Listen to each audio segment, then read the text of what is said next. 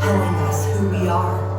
It's almost as if he knew that we would doubt who that was from time to time. It's as if he saw it coming, that we'd spend our whole lives searching for what our identity, what our real name was, and that there'd be many moments in our lives where we let different kinds of names define us. When we've looked in the mirror, compared ourselves to pictures, and heard the name ugly.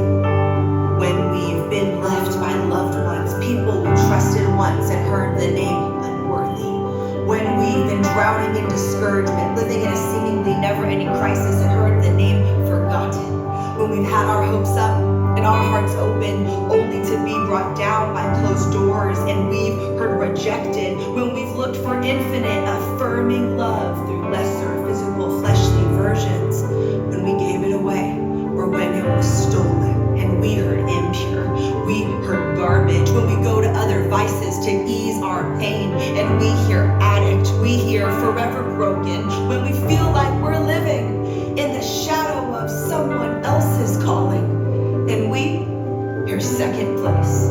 When our pain cripples us to a point where we don't even know how to let others in, and we hear lonely. When our past seems too gross for others to forgive, and we hear disgusting. It's overwhelming. These voices we're constantly hearing, it's suffocating.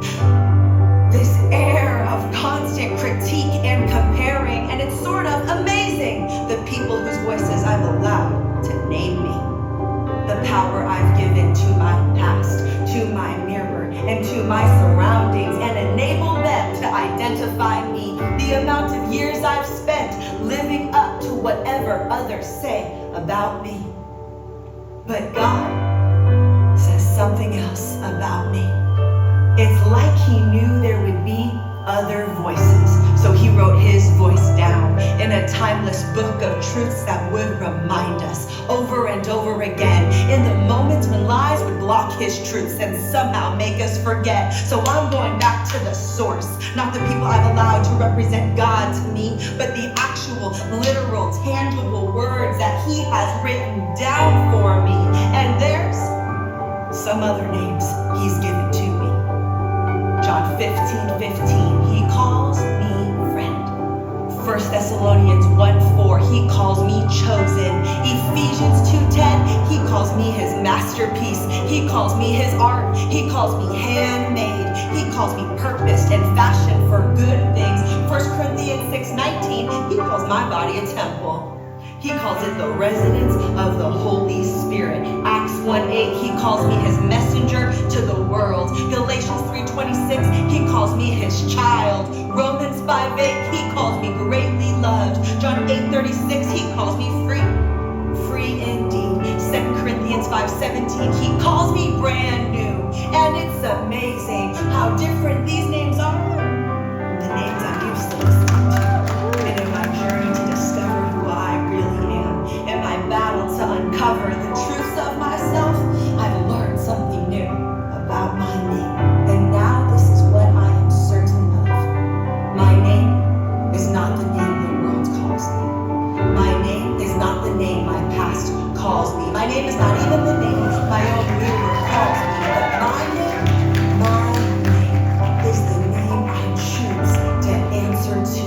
And I can choose today, from this moment forward, to answer to a new name. When I hear lonely, that's not me. When I hear disgusting, that's not me. When I hear unworthy, I don't even look over my shoulder. When I hear broken, they must have confused me. Please look elsewhere. When I hear ugly, abandoned, useless, forgotten, I figure someone just has to remind them. Maybe those were my old names, but they're no longer the names that I respond to. My name is the name I have chosen to spend my days living up to. And if these other voices are not saying the same thing that the truth is, I look in my mirror and I repeat this. They have no right to be speaking to you. When you stop answering to all your old names, they stop having power over you. The names that my Father, eternity's author, the world's creator has called me are the only names that I answer to. So when I hear friend of God, that's my name. Chosen, that's my name. Love, wanted, created with the purpose.